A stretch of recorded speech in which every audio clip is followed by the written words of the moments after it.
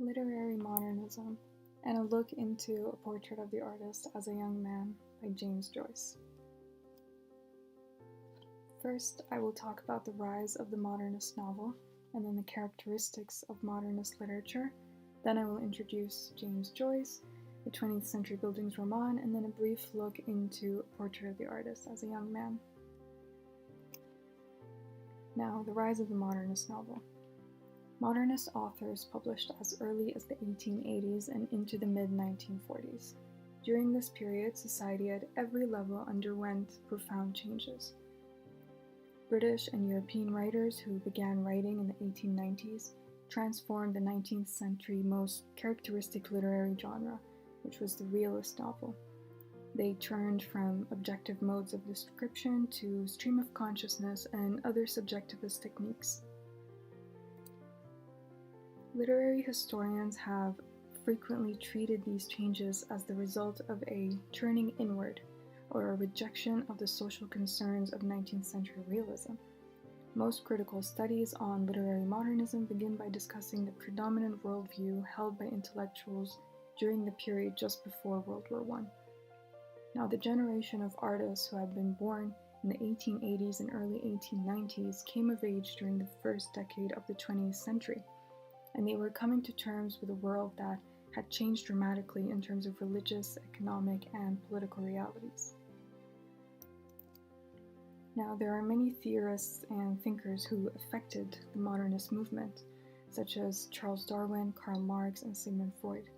Now, Darwin's ideas had called into question the place of human beings within the cosmos. Concepts such as survival of the fittest and chance interfered with the ability of writers and thinkers to assume that the universe had an order, or a morality that was based upon the divine origin of the species. And for Karl Marx's economic theories, they called into question the moral legitimacy of the middle class, and they laid out in the open the proposition that social structures were the result of ideologies that could be changed and questioned. And Sigmund Freud introduced the idea that all of reality is subjective, and it is based on the play of basic drives. Now, there are many novelists who shaped the formal techniques of modernism, such as Joseph Conrad, James Joyce, and Marcel Proust. They attempted, through their literary experiments, to redefine the model of national belonging that they had inherited from 19th century liberalism. Now, the literary form of modernism, and especially high modernism, was at its height from 1900 to 1940, and many of the main authors and novelists of the time include William Faulkner, Virginia Woolf, Ernest Hemingway, F. Scott Fitzgerald, Franz Kafka, and D.H. Lawrence. Now, what are the characteristics of modernist literature? So, early in the movement, literary modernists focused on two shifts, in form and in audience. Now, the shift in form happened in poetry, where the focus moved away from formal verse to free verse. And in fiction, the focus moved away from plot to an evocation of the internal lives of characters, what we would call now interiority. And the shift in audience happened because the reader was now increasingly expected to perform interpretive functions. Writers abandoned authorial intrusions and predictable and structured plot lines. Instead, writers developed what became known as fragmentary units, and they were often held together in ways that required the reader to intuit meaning. Now, let's talk about stylistic and thematic features of modernist literature. Modernist literature is known for having an open form, an absence of a central and heroic figure. It has a narrative that is disjointed and has overlapping voices. There can be multiple narrators. And there is a concern for larger factors such as social or historical change. Some thematic characteristics include stream of consciousness writing. Now, stream of consciousness aims to provide a textual equivalent to the stream of a fictional character's consciousness. It creates this impression that the reader is eavesdropping on the flow of conscious experience in the character's mind. There is also interior monologue, which presents a character's thought streams exclusively in the form of silent inner speech. It represents characters speaking silently to themselves and quotes their inner speech, often without speech marks. And it is presented in the first person, and also it attempts to mimic this unstructured free flow of thought. Now, who is James Joyce? James Joyce was born in Ireland in 1882. He was a novelist and a poet. Now, Joyce was one of the pioneers of the stream of consciousness technique in novels and a new type of poetry called prose poem. He was one of the most influential writers in the modernist avant-garde of the early 20th century. In 1914, he published his first book, Dubliners, which was a collection of 15 short stories, and in 1916, he published his second book, A Portrait of the Artist as a Young Man. Now, the context within which Joyce was writing is important because at the beginning of the 20th century, Ireland was a nation that was struggling to shake off the impact of colonial rule. And what complicated the situation in Ireland was the fact that the Catholic Church was very powerful and had often been complicit in the political schemes that kept reform from succeeding.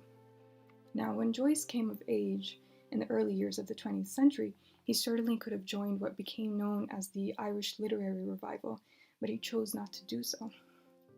Joyce, being a Catholic, he was just as eager as most Irish Catholics to have an independent Irish state. But by the time he reached adulthood, he viewed most social institutions with great distrust. He felt that the church, the government, regardless of who was in charge, and the educational system were all allied against the work of a true creative intellect. And he refused to join or to support any endeavor that asked his allegiance, because Joyce felt that his first and only allegiance was to art. And in this view, he was joined by many of the leading literary modernists. Now, what is the 20th century Bildungsroman? Now, the Bildungsroman is a literary genre that focuses on the psychological and moral growth of the protagonist from childhood to adulthood, also known as coming of age. The term Bildungsroman is a German term coming from the words Bildung, which means education, and Roman, which means novel. A Portrait of the Artist as a Young Man is a Kunstelroman, which is viewed as a subcategory of the Bildungsroman. A Kunstelroman is an artist novel, and it is a narrative about the development or coming of age of an artist. Now let's have a brief look into A Portrait of the Artist as a Young Man. It is the first novel of James Joyce. It is a Kunstelroman written in a modernist style, and it traces the religious and intellectual awakening of young Stephen Dedalus, Joyce's fictional alter ego, whose surname alludes to Daedalus, who is a craftsman from Greek mythology. Now, Stephen questions and rebels against the Catholic and Irish conventions under which he has grown, culminating in his self-exile from Ireland to Europe. Now, The Portrait of the Artist, as I've mentioned, is an artist novel, which is a Kunstelroman, and it is narrated in third person. Now, although most of the novel is in the third person, the point of view is Stephen's. So as Stephen develops as a person, the language and perspective of the narration develop with him. We see everything in the manner in which he thinks and feels it. At the very end of the novel, there is a brief section in which the story is told through Stephen's diary entries. That section is in the first person. Now, for the structure of the novel, it is separated into 5 chapters, each chapter depicting the artist's struggle, first to master his environment and then to free himself from it. Now, Portrait of the Artist as a Young Man takes place in Ireland at the turn of the century. Young Stephen Dedalus comes from an Irish Catholic family, and it is a story of him gradually deciding to cast off all his social, familial, and religious constraints. Now, Stephen Dedalus goes through many changes in life, and this is a brief categorization of his major life events. First, we have a struggle with identity, where Stephen feels isolated and alone. He struggles to decide whether he should be loyal to his family, his church, his nation, or his vocation as an artist. Now, next phase is the excess of carnal lust, where Stephen has an encounter with a prostitute and starts to live a life of sin and debauchery. The next phase is a life of excess penitent piety, where after a life of sin and debauchery, he had an emotional reaction to a priest's sermon on hellfire, and that led to his temporary devotion to religious life. And then when he's asked to join the priesthood, Stephen realizes that he must confront the decision of whether to center his life around religion or art. Then Stephen decides to reject the religious life in favor of the life of an artist. He resolves to live his life to the fullest and vows not to be constrained by the boundaries of his family, his nation, and his religion. And after Stephen is enrolled in University College Dublin, Stephen gradually forms his own theory of aesthetics. Stephen also imagines his escape from Ireland as something that is parallel to the flight of Daedalus, who escaped from his prison with wings crafted by his own genius. And the book ends with Stephen developing his own aesthetic theory and leaving Ireland to pursue the life of a writer. Now, one of the most important quotes from the book include this, where Stephen says, "I will not serve that in which I no longer believe, whether it call itself home, my fatherland, or my church.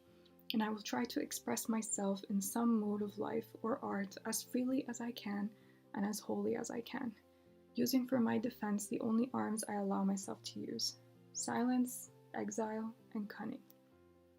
Here we can finally see that Stephen demonstrates a very clear understanding of who he is and what he wants. He's defined by his artistic goals and by his ambition of pursuing the life of an artist and abandoning his life in Ireland. And then these are the final lines of the novel, where Stephen says, "I go to encounter for the millionth time the reality of experience, and to forge in the smithy of my soul the uncreated conscience of my race." Now these final lines proclaim Stephen's aim to be an artist for the rest of his life, and to create a work that has never been done before from the smithy of his soul. That means that he strives to be an artist whose consciousness is the essence of his art. Now this is a declaration that could stand as a motto for many of the novelists of Joyce's day.